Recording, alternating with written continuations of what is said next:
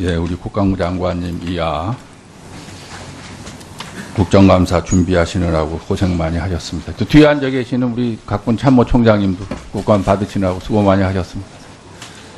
이 정부만 고생하는 게 아니라요, 국회의원님들도 고생 많이 해요. 국감 준비하느라고. 그래서 참 이 국정감사가 우리 국정의 발전에 많은 도움이 됐으면 이렇게 바람이 있습니다. 아까 그 김진표 의원님이 지적하신 그 사이버전 대비에 대해서 저도 이 미국이나 외국 IT 업계 최대 이슈가 지금 사이버 테러입니다. 어떤 뭐 정보 보호 차원이 넘어간 사이버 테러라. 과연 이게 어디까지가 국방의 개념이 들어가는 건지, 과연 이것도 뭐 집단 안보의 개념에 들어가야 될 것 같은데, 과연 뭐 한미 상호 방위 조약에도 이런 게 들어가는 건지, 저는 뭐 그런 개념을 정확하게 잘 모르겠습니다만은 또 집단 안보 해야 될 것 같고, 우리 나름대로의 또 어떤 철저한 사이버 분을 양성해서 대비를 해야 될 것 같습니다. 네, 아시고. 저희가 그 제주 민군 복합항의 예에서도 봤고, 뭐 사드도 마찬가지고요. 여기 뭐 또 여러 가지 이제 군과 이 국민의 갈등 관계가 이제 일어날 수 있는 일이 많이 있는데, 이 정부의 의사결정과 집행 과정에 관한 패러다임이 이제 좀 바뀌어야 돼요, 우리나라가. 지금까지 우리가 쭉 이 고도 성장을 하면서 이루어왔던 거는 정부 주도, 그러니까 사회 지도층 주도의 국가 발전 전략이라고요. 그래서 이제 정부가 결정하고, 관에서 결정하고, 또 지도층이라 그러면 뭐 대기업도 있을 거고, 뭐 언론도 있을 거고, 여러 가지 이 지도층에서 결정하고 국민이 따라가는 이런 전략으로 쭉 우리가 고도 성장을 해왔던 거거든요. 그런데 이런 어떤 체제, 말하자면 그게 이제 87년 체제로 이렇게 대별될 수 있는데, 이런 체제가 이제 한계가 왔다는 거는 우리가 다 느낀 거예요, 이제. 아, 그러게 가지고는 안 되겠구나 말이지. 이게 느낀 거고, 경제 발전에도 한계가 왔고, 국가 어떤 정책 집행에도 한계가 왔기 때문에, 그 한계가 온 게 국민의 어떤 그 의식 수준이나 역량이 굉장히 향상이 돼 있고, 또 어떤 관이나 이런 지도층에 비해서 시민사회의 역량도 굉장히 넓어져 왔다고요. 그래서 과거와 같이 그렇게 관 주도, 관에서 결정하고 국민이 따라오는 어떤 그런 메커니즘 가지고는 정부 집행을 제대로 할 수가 없어요. 자꾸 갈등만 증폭되죠. 그러니까 사드 문제랄까, 이렇게 민군 복합항 건설, 이제 그건 이제 준공까지 다 했습니다만은, 자꾸 그 반대하는 사람의 어떤 문제점만 얘기할 게 아니고, 그런 집행 과정 절차를 우리가 좀 이제 달리 해야 되겠다, 이런 패러다임의 전환이 필요한 시기라 이렇게 보고 이미 왔다고 보고요. 그 다음에 정부에서도 그렇기 때문에 이 상위 하달, 그러니까 위의 의사를 밑으로 전달하는 부분은 뭐 쭉 우리가 잘해왔으니까 한데, 하위 상달 구조가 잘 안 돼 있어요. 우리 정부 각 부처에서. 그러니까 우리 그 한민구 장관님께서도 한번 이렇게 그런 생각해 보셔야 돼요. 우리 정부 장관께서 과연 이 상위 하달은 잘 하는데 하위 상달을 얼마나 잘할 수 있느냐 말이지. 이런 부분, 그렇게 그게 잘 안 되는, 안 돼 왔고, 같은 부처에서도 마찬가지죠. 이제는 그런 여러 가지 국가의 의사결정을 하고 집행하는 과정에서 하위 상달이 굉장히 중요한 시기가 됐다고요. 그래서 이제 그런 거를 제대로 안 하면, 사드 문제도 마찬가지라고 보죠. 잘 안 하면 엄청난 갈등의 비용을 많이 지불하게 되는. 그래서 그것이 국가 발전의 장애물이 되는 이런 상황이라, 앞으로 이제 그런 국방부에서도 의사결정에 대한 여러 가지 패러다임을 많이 바꿔주시기를 부탁드리고요.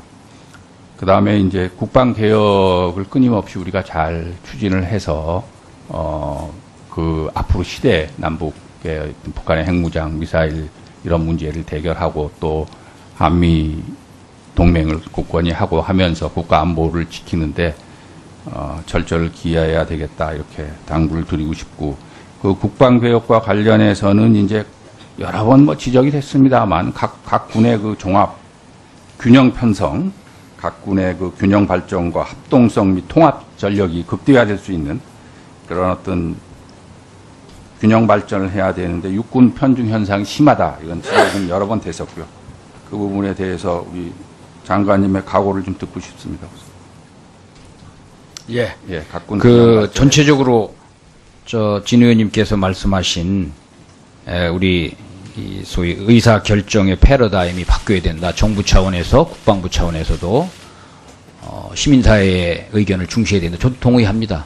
또 그렇게 저로서는 최선 노력하고 있습니다. 국방부의 하위상들이 잘 될 수 있도록 하고 노력하고 있습니다. 또 그렇게 우리 사회가 발전해 나가야 된다고 봅니다. 다만 여기에서 제가 이제 오랫동안 이렇게 장관으로서 하면서 그런 갈등을 볼 때만 느끼는 사항은 우리 시민사회도 조금 더 성숙된 자세로 합리적인 대화를 할 수 있도록 정부와 이렇게 함께 좀 노력해주면 좋겠다 하는 그런 바람을 갖고 있고, 뭐 이것도 우리 뭐 정부나 뭐 기관이 더 노력해야 될 부분이라고 생각합니다만 그런 생각을 가지고 있습니다. 국방개혁과 각군의 통합성 또 특정군의 중심 뭐 이런 문제는 벌써 오랫동안 지적되어 온 문제인데 사실은 또 잘 안 되나?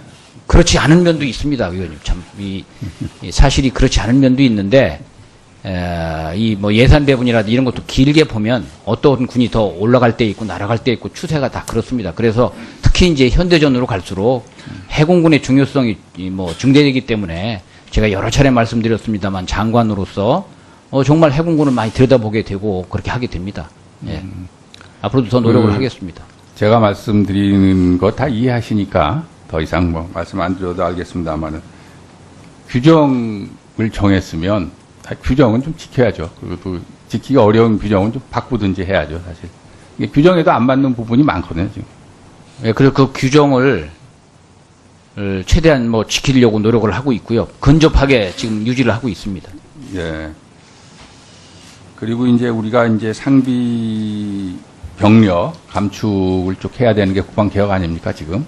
예. 그래서 예비군이 상비 병력 수준의 어떤 예비군을 가져야 된다, 앞으로. 예. 그런 지적이 있고, 지금까지의 어떤 예비군 훈련이랄까, 그, 어떤 편성 이런 부분이 상당히 바뀌어야 된다, 앞으로는. 그런 지적을 하고 있는데, 거기에 대한 어떤 보관이나 그, 견해를 가지고 계십니까? 예.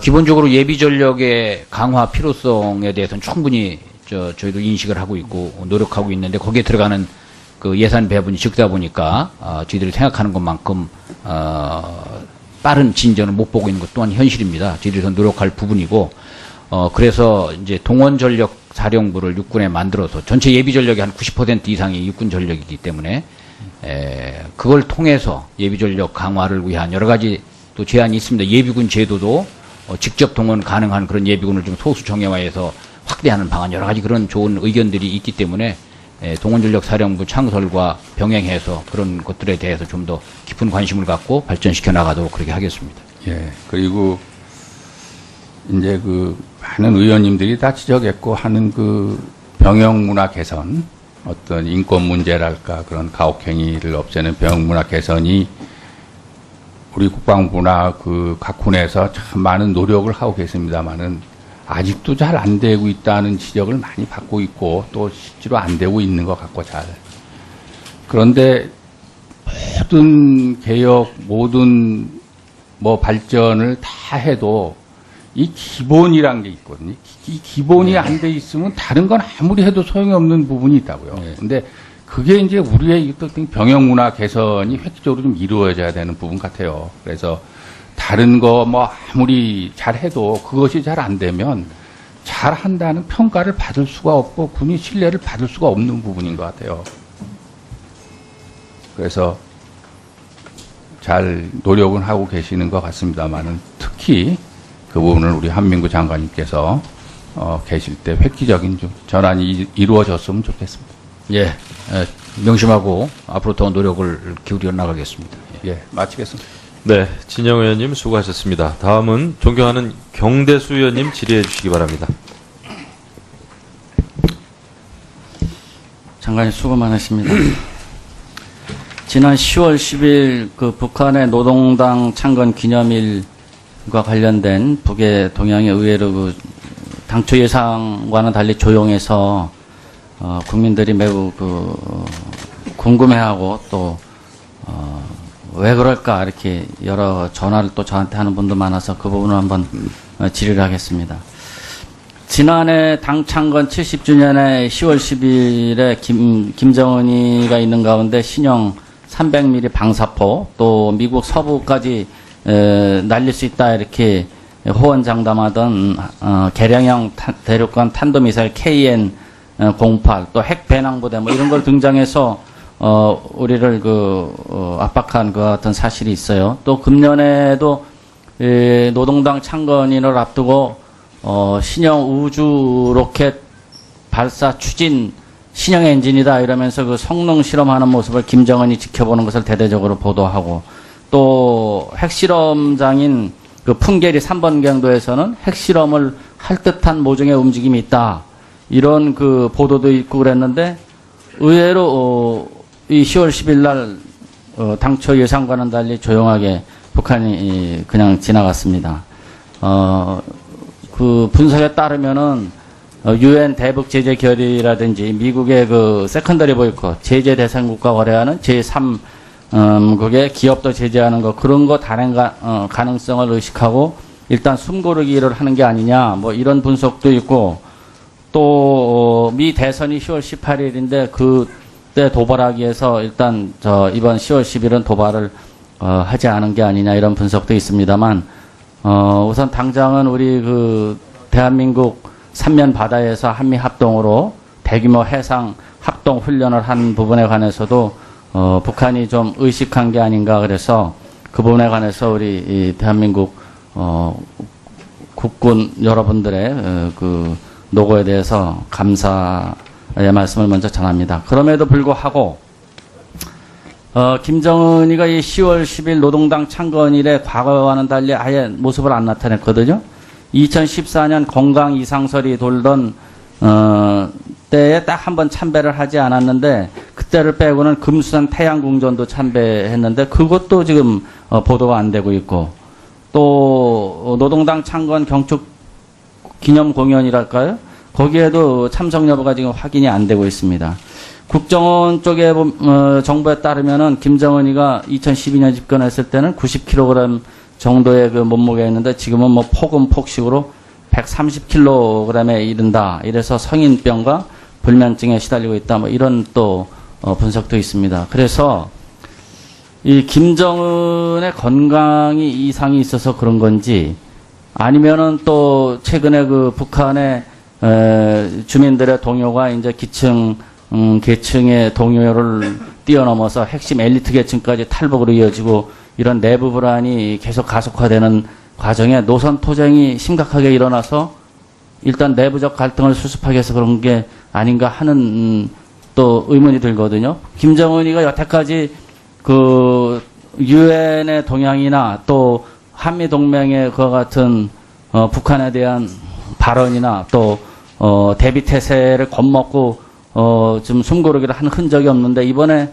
북한이 그 10월 10일 그렇게 조용히 넘어간 부분에 관해서 국방부에서는 그 여러 가지 그 경우의 수를 놓고 대비 태세를 철저히 해야 될 것 같은데 이 부분을 어떻게 분석하십니까? 예, 경 의원님 질문 중에 다양한 그 분석이 다 포함돼서 말씀을 해 주셔서 제가 보탤 게 뭐 특별히 있을까 싶은 생각이 듭니다만은 대개 이제 크게 보면 유엔 안보리 결의안 채택이 지금 지연되고 있는 상황이고 또 한미 동맹의 강력한 억제 조치가 연합훈련을 포함해서 이렇게 실시가 되고 있고 또 그 두만강 일대의 수해가 막심한 상황이기 때문에 그런 것들을 고려해서 도발 시기를 조정하지 않나 이렇게 생각을 하고 있습니다. 그리고 말씀하신 김정은의 신변 또 건강 뭐 이런 문제와 관련해서 저희들이 특이하게 말씀드릴 그런 정보를 갖고 있지 않습니다. 여러 차례 질의 과정에서 나온 얘기니까 이걸 짚고 넘어가야 될 것 같아서 좀 말씀을 드리겠습니다. KNPR 부분인데요. 5차 핵실험이 북한이 몇 달 전에 한 다음에 우리 군에서 내놓은 대책의 핵심이 KNPR입니다. 그 전에 킬체이는 이제 그 북의 도발 지구가 명백해지면 선제 타격을 하겠다. 이런 게 기본 개념이었는데, 이 KNPR이 5차 핵실험 이후에 나오면서 대량 응직 보복 작전 개념을 도입을 했는데, 이 내용이 여러 차례 합참이나 육본의 국감에서도 나왔습니다만, 북에 핵 공격이 있으면은 거기에 대한 반격 수단으로 사후 보복 수단이다 이런 발언이 있었어요. 그런데 그 킬체인이 선제 타격을 하면은 그때부터는 남북 간에 첨예한 그 군사적 충돌이 이어지는데 그 이후에 우리가 핵 공격을 기다렸다가 우리가 그 반격을 한다는 게 과연 재래식 무기로 가능할지. 또 두 번째는 핵우산이 한미동맹의 근간인데 어제인가요? 오늘 아침에 보도도 있습니다만 북한이 핵 능력을 갖는 순간 김정은은 바로 죽음이다. 뭐 이런 발언까지 강경 발언이 미국에서 나오고 있는데 우리가 미국의 그 핵 우산에 따른 그 보복 조치를 염두에 둔다면은 이 KMPR 개념은 좀 재래식 무기로 반격한다는 게 논리적으로 맞지 않지 않냐 이런 여론이 많아요. 이 부분에 관해서 우리 장관님 견해를 말씀해 주시죠. 예. 기본적으로 북한의 핵 미사일 위협에 대해서는 한미 동맹의 맞춤형 억제 전략으로 대응한다라는 것이 우리의 개념인데 그 범위 내에서 우리 한 측의 역량이 소위 한국형 삼축 체계라고 하는 킬체인, KMD, KMPR이 있습니다. 최초의 KMD와 킬체인만 발전을 시키다가 이것은 하나는 공격, 하나는 방어 요격입니다. 그래서 우리가 응징보복 차원에서 소위 전체적으로 모든 것이 억제를 달성하기 위한 것인데 여기에서 억제를 달성하는 또 하나의 수단으로서 KMPR이 필요하다라고 해서 개념을 발전시키고 또 거기 필요한 전력을 추가적으로 확보하고 계획을 발전시키고 하는 것입니다. 그래서 이것은 그 킬체인과 KMD, KMPR 그 세 개의 축이 뭐 선후가 있다든지 하는 그런 개념이기보다는 각각의 적에 대한 선제 공격, 미사일에 대한 요격, 그리고 확고한 응징 보복 능력을 현시함으로써 적의 도발을 억제하고자 하는 데 목적이 있는 것이다. 그런 측면에서 이해해 주시기를 바랍니다. 더 뭐 질의하고 싶습니다만 넘어가겠습니다. 암호 장비 부분에 관해서 좀 말씀을 드릴까 합니다. 현재 군이 도입하고 있는 암호 장비가 116종 15만 6천여 대가 도입돼서 85개여 종의 14만 대가 운영 중에 있습니다. 2010년 이후에 63종 6만 3천여 대를 도입했는데 그 중에서 이 암호 장비 15만 6천여 대가 운영됨에도 제대로 암호화되어 운영되는지에 대한 평가나 점검이 이루어지지 않다가 올해 5월에서야 간이식으로 취약성 평가를 단 한 차례 실시한 것으로 나타나고 있습니다. 그것도 이 85종 중에 2종에 대해서 간이 형식으로 1000여 건 테스트했는데 10여 건이 암호화되지 않은 것으로 나타나고 있습니다. 이 암호화 장비 수리 기간도 또 문제입니다. 이 장비가 20여 년 동안 사용되면서 다양한 고장이 발생하고 있는데 수리 기간이 평균 15일 내지 30일, 최대는 또 6개월간 수리 기간이 필요한 경우가 있는데 이 되짚어 보면 이 수리 기간 중에는 이 암호 장비 없이 이 통신 장비를 사용해서 도청이나 통신 보안 무방비 상태에 놓이게 되었다는 얘기가 되거든요. 이런데 한 해 동안 전체 암호 장비 기준으로 봐도 26%인 4만 76대가 고장이 났거든요. 이런 부분에 관해서 기무사에서조차 2010년에 암호 장비 유지 보수 문제가 이게 큰 문제다. 개선을 하기 위해서는 암호 장비 전문 정비업체를 지정할 필요가 있다. 뭐 이런 건의까지 했는데 지금 실제는 민간 제작업자 11개가 담당하고 있지만 10인 미만의 매우 영세하고 도산하유기까지 있는 그와 같은 업체가 담당하고 있습니다. 이 부분에 관해서 군에서 새로운 대책을 좀 세워야 될 것 같은데 장관님 어떠세요? 예. 암호 장비의 안전성 평가는 이제 옛날부터 해왔었는데 취약성 평가는 말씀하신 것처럼 금년도에 처음 실시를 했습니다. 그래서 암호 장비가 고장 나더라도 이렇게 수리 기간에는 대체 장비를 가지고 해서 전체적으로 임무 수행에는 지장이 없습니다만은 이 문제에 대해서는 저희들이 관심을 더 가지고 여기 전문 정비업체를 좀 만들어서 이 수리 및 임무 수행에 이상이 없도록 더 노력해 나가겠습니다. 네. 경대수 의원님 수고하셨습니다. 다음은 존경하는 김병기 의원님 질의해 주시기 바랍니다. 네, 김병기입니다. 방사청장님. 예. 제가 방사청 그 감사 때 그 요구했던 해외 도입 군수품 허위 계약서 관련해서 406건과 관련해서 네. 우리 의원실에 그 따로 보고하겠다고 했는데 그 보고가 아직까지 없고 자료도 지금 제출하지 않고 있는데 요번 월말까지 자료를 반드시 제출해 주시고 네, 확인해서 와서, 예, 제출하도록. 보고해 주시기 바랍니다. 장관님. 예. 장관님과 우리 국방부는 북이 어떠한 무기를 가지고 어떠한 형태의 도발을 하던 확실하게 이들을 제압할 수 있는 그런 억지력을 가지도록 부단히 노력해야 되고 그렇지 않다면 그 상태까지 도달하도록 그 전력을 강화해야 되는 건 당연한 거죠. 예, 그렇습니다. 지금 2022년까지 저희가 그 국방개혁에 따라서 병력을 62만에서 52만으로 줄이게 이제 감축해야 되는 상황임에 따라서 그 감축된 병력으로도 안전을 보장하기 위해서는 국방개혁을 위한 군구조 개편뿐만이 아니라 여러 가지 필수 전력이 아주 그 계획대로 진행돼야 되는데 지금의 예산 가지고 계획대로 진행이 될 수 있나요? 현재 예산 가지고는 그 병력의 감축 속도와 병행하지는 않습니다. 더 시간이 필요합니다. 그렇죠. 그 와중에 북한이 지금 그 핵실험이다, 그리고 미사일 실험이다 해서 계속 우리를 자극하고 있고, 도발하고 있고, 여기에 더하여 우리 대칭 전력들도 계속 지금 보강을 해야 되는 상황인데, 그런 상황에서 북에서 계속 저런 도발에 대해서 적게 대처하지 못한다고 해서 국민들로부터 상당히 이제 비난을 받고 좀 곤혹스러운 입장입니다. 그렇죠? 과거에 그러한 경우가 간혹 있었습니다. 그런데 제가 좀 근본적으로 좀 생각을 해야 되는 게 여러 가지 여야 의원들이 여러 가지 요구를 합니다. 이 북과 관련해서. 근데 그 근본적인 게 예산이 수반되지 않으면 국방부나 특히 장관님께서 할 수 있는 용빼는 재주가 있나요? 좀 거칠게 말씀드렸습니다만. 예산 수반이 되어야 그렇습니다. 합니다. 예산이 당연히 수반돼야 되지 않나요?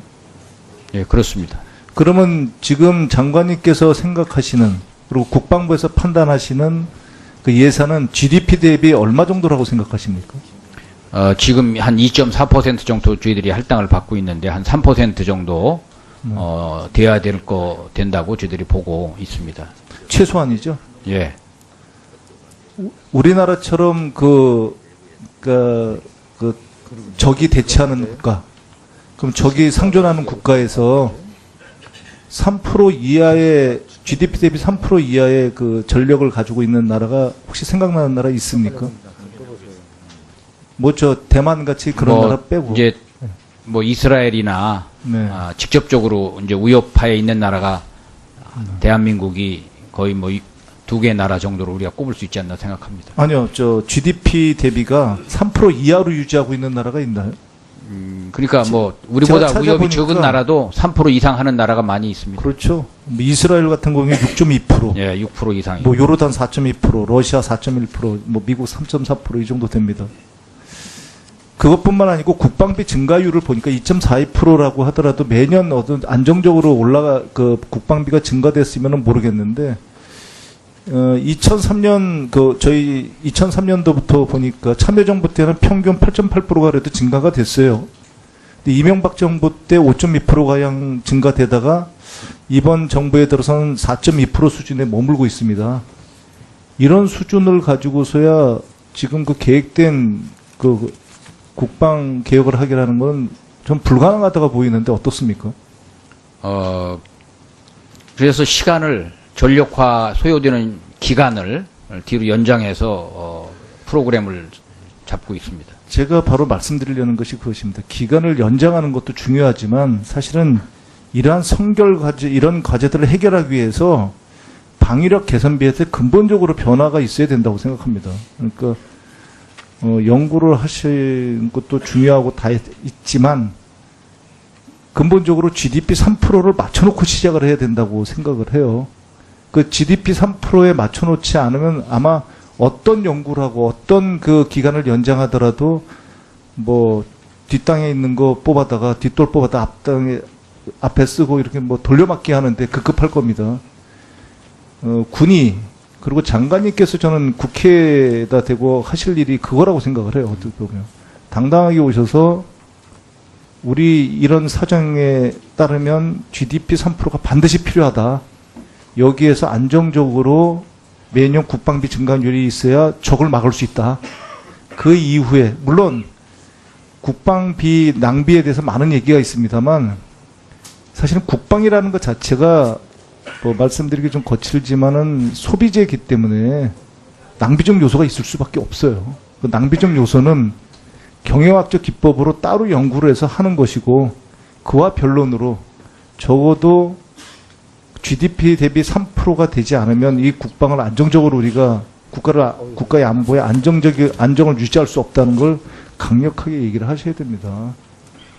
지금 참 이 얘기를 야당 의원이 하고 있어서 좀 네. 우스운데 여야가 따로 있을 수가 없죠. 제가 보니까 이건 그게 전제가 되지 않는 어떤 얘기도 사실 심하게 얘기하면 저는 언어적 수사라고 생각을 합니다. 여기에 대해서 어떻게 생각을 하십니까? 예, 장관으로서 그 국방비 확보를 위해서 그렇게 치열하게 노력한 것이 의원님께 보이지 않은 것에 대해서 대단히 그 송구스럽게 생각을 하고 또 의원님께서 이 문제에 대해서 깊이 있게 관심 가져주시고 말씀해 주신 데 대해서 감사하게 생각합니다. 더 노력을 하도록 그렇게 하겠습니다. 이번에 올린 국방비가 예결위에서 깎이지는 않도록 좀 더 이렇게 오셔가지고 로비라는 말은 뭐 안 올리겠지만 이렇게 예. 설명하고 이렇게 설득했으면 합니다. 예, 그리고 이번에 저희가 북핵 미사일에 대비해서 추가 예산을 요청드리고자 합니다. 그래서 많은 그 과정에서 잘 설명드리고 또 협조를 요청드리도록 그렇게 하겠습니다. 네, 합리적인 아니라면 얼마든지 수용하겠습니다. 그리고 얼마 전 또 하나 묻겠습니다. 얼마 전 정부에서 10만 명 탈북촌 설치 추진을 하고 있는데 여기에 대해서 좀 여쭤보겠습니다. 단도직입적으로 말씀드리겠습니다. 결론부터 여쭤보겠습니다. 우리 장관님께서는 이게 가능하다고 보십니까? 저희는 그 정부 차원에서 북한의 여러 가지 상황에 대비한 그러한 뭐 일환으로 저는 이해하고 있습니다. 북한에서 이게 정보기관에서는 어떻다고 얘기를 뭐 물어봐야 답변을 안 하실 테고 제가 보면 이게 아마 안 될 겁니다. 잘. 그 북한의 급현 사태가 발생했을 경우에 단기간에 10만 명을 지금 수용하겠다는 거 아닙니까? 여러 가지 이유로 여러 가지 방법을 통해서. 그런데 여기서 근본적인 사실은 문제가 있습니다.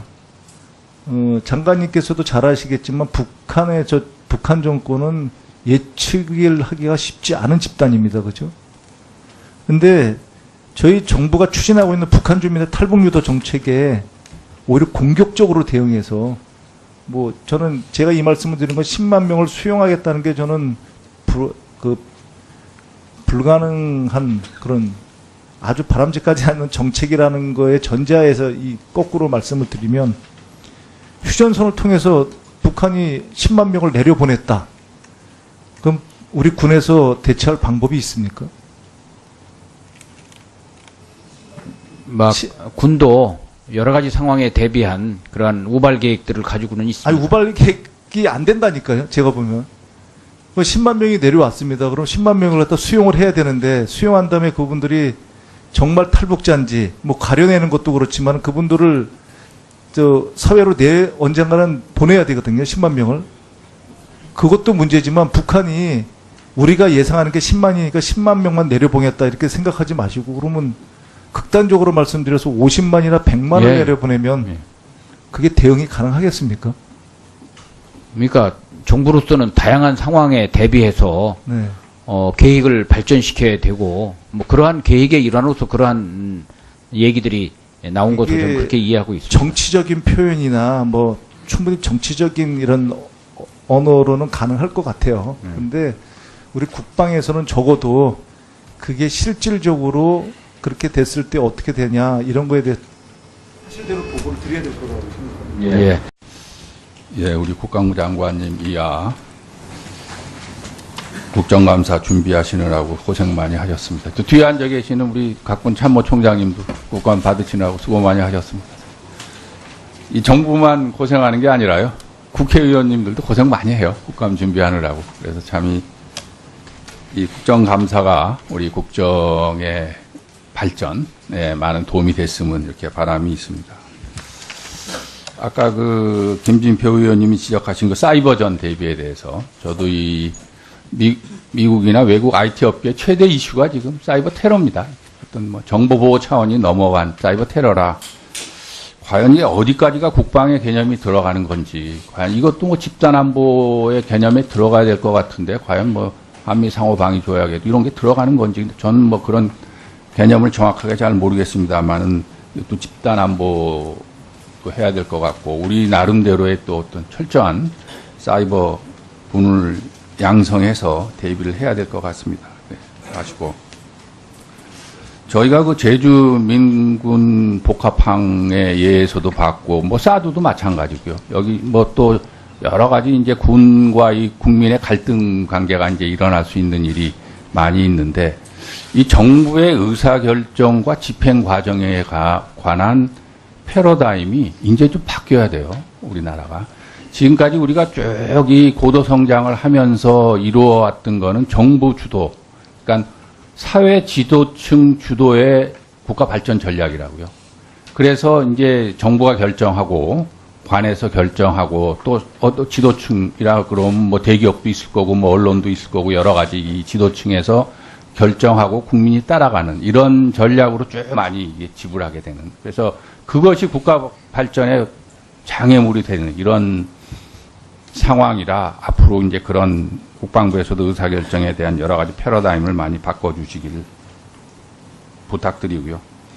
그 다음에 이제 국방개혁을 끊임없이 우리가 잘 추진을 해서, 그 앞으로 시대 남북의 북한의 핵무장, 미사일 이런 문제를 대결하고 또 한미 동맹을 굳건히 하고 하면서 국가 안보를 지키는데 절절을 기해야 되겠다 이렇게 당부를 드리고 싶고, 그 국방개혁과 관련해서는 이제 여러 번 뭐 지적이 됐습니다만 각 군의 그 종합 균형 편성, 각 군의 그 균형 발전과 합동성 및 통합 전력이 극대화될 수 있는 그런 어떤 균형 발전을 해야 되는데 육군 편중 현상이 심하다. 이건 지적은 여러 번 됐었고요.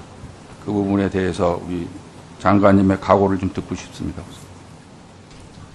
예. 예, 각군 그 전체적으로 진 의원님께서 말씀하신 우리 이 소위 의사 결정의 패러다임이 바뀌어야 된다. 정부 차원에서 국방부 차원에서도 시민사회의 의견을 중시해야 된다. 저도 동의합니다.